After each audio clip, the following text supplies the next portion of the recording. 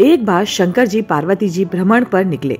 रास्ते में उन्होंने देखा कि एक तालाब में कई बच्चे तैर रहे थे, लेकिन एक बच्चा उदास मुद्रा में बैठा था।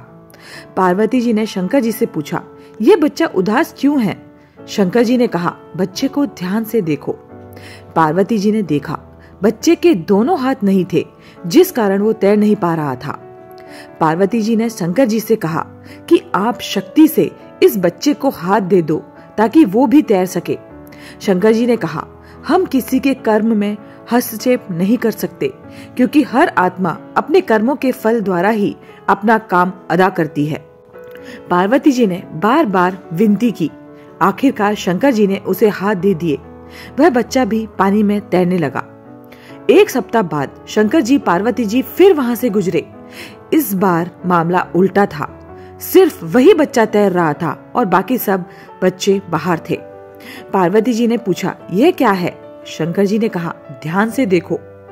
देखा तो वह बच्चा दूसरे बच्चों को पानी में डुबो रहा था, इसलिए सब बच्चे भाग रहे थे।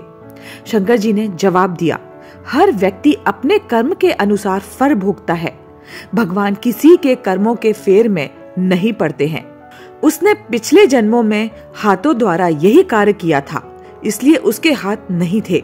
हाथ देने से पुनः वह दूसरों की हानि करने लगा है। प्रकृति नियम के अनुसार चलती है, किसी के साथ कोई पक्षपात नहीं।